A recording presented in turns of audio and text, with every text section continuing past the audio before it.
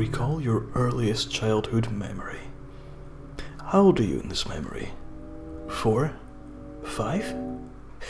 Developmental neuroscience tells us we do not form episodic memories before the age of 3. Supposedly, memories before this time are merely phantoms, errors in the brain's memory formation process, ordinary daydreams mislabeled as fact. This is what the current research tells us. It is important you know this. Bear with me, listener. I will not waste your time with endless foreplay. Here is my story. I am a graduate student studying linguistics. My work often overlaps with that of the neuroscience department, and I have made many contacts there. One such contact is the subject of the story. We shall call him DV. DV is also a graduate student. He studies memory. He uses a procedure called transcranial magnetic stimulation. This procedure uses magnetic radiation to activate targeted portions of the brain. Imagine a magic wand you can point at a cluster of neurons and say, "Dance," and they dance. 2 months ago, DV asked me to assist me in a pet project he was developing. He has assisted me in the past when I was learning to use an EEG for my research. I owed him a great deal. I had no choice but to help him in his work. DV is what I have instead of friends. I arrived at his lab after hours, as requested. He was waiting by the door. He was wearing his lab coat. It was far too big for his frame, and swallowed his shoulders. He looked so childlike. "Are you ready?" he asked. "Ready for what?" I asked. He had not told me any details about this project.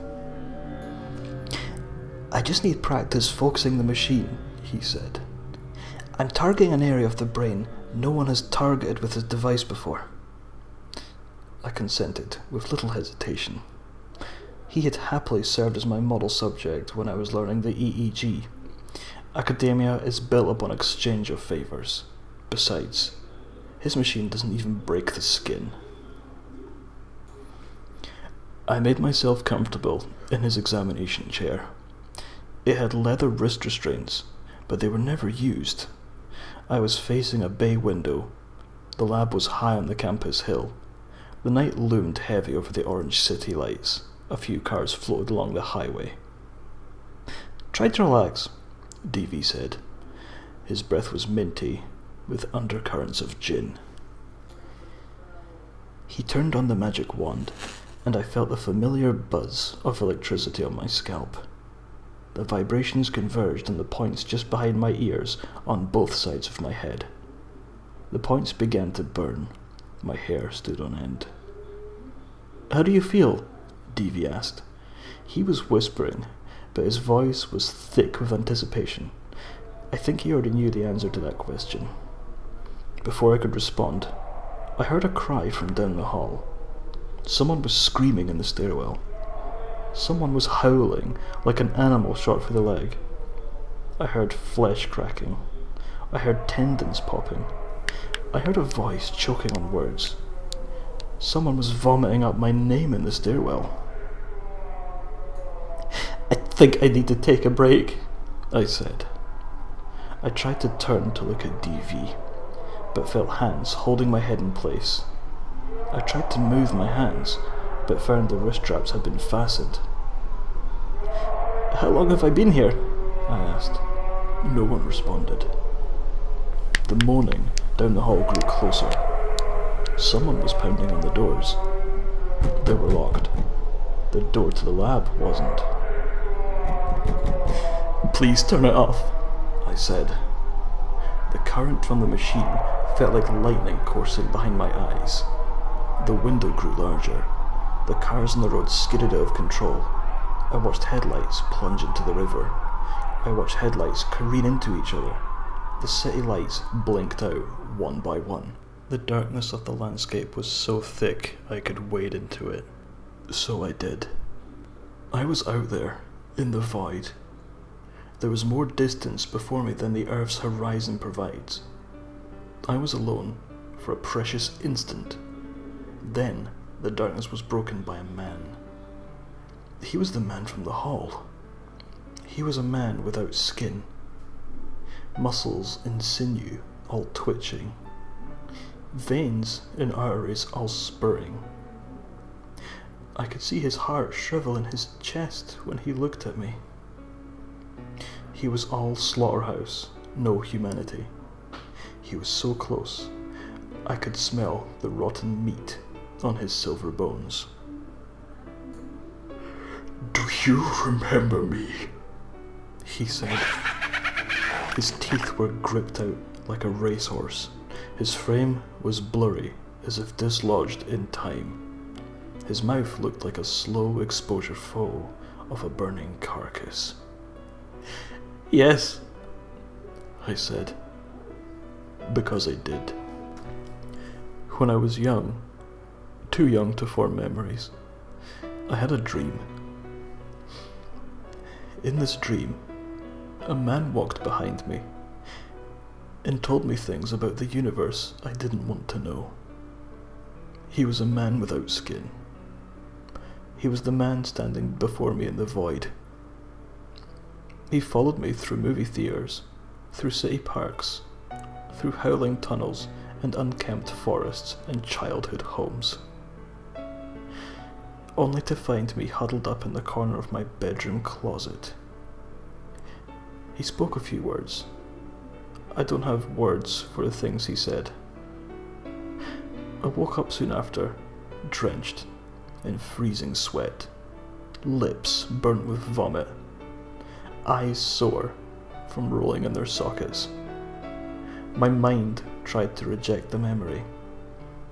I have searched every language for the words I heard that night, but no tongue of man has ever spoken the things I heard. There in the void, there in the lab, the man had found me again. The machine fractured my defenses and let him in. For the second time he spoke those words, and for the second time my mind refused to keep them. At some point, what seemed like an eternity later, DV removed the device from my head. As suddenly as waking from a dream, I came to my senses. "How long was I hooked up for?" I asked. "Less than a minute," DV responded. He had lost his tone of knowing. His voice was quiet and trembled as he spoke. "Untie me," I said. I then realized my wrists were not bound. DV was frozen in the corner. I stood up and gathered my belongings. My ears were ringing, each in a different pitch. They were dissonant. They were the last notes of a song I hadn't heard in 20 years. "I'm not coming back," I said. "Please don't contact me." DV nodded. His skin was as white as his lab coat. I walked 5 miles to my home. I didn't trust myself behind the wheel of a car. The night was silent as I walked. Even the crickets were quiet for me. When I got home, I vomited into my bathroom sink. I watched my breakfast, lunch, and dinner circle the spluttering drain. I looked into the mirror. My shirt was drenched in blood, except for a pattern of ribs across the front. The blood was still wet to the touch. My pockets were full of cartilage. My socks were soaked in afterbirth. I threw my clothes in the trash compactor that night. DV and I do not speak. I do not see him on campus.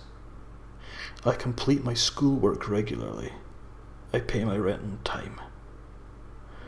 I fall asleep to talk shows on weeknights and to whiskey on weekends. I don't do too much dreaming nowadays. I especially don't think about my childhood.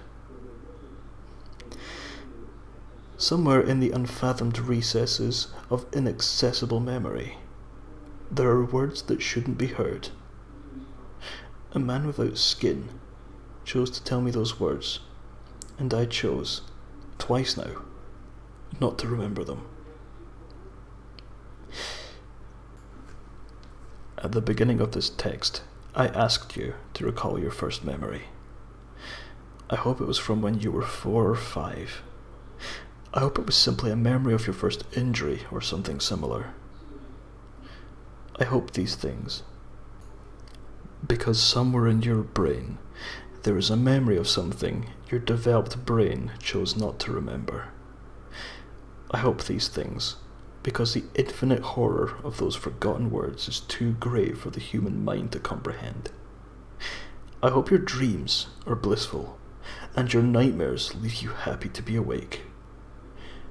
Most of all, I hope that this story keeps you from exploring those damning and boundless vaults of your mind.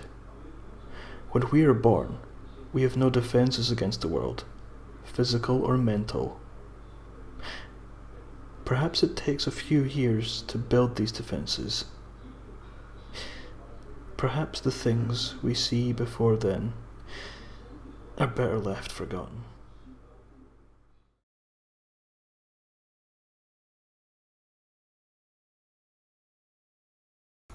I hope it was a memory of your...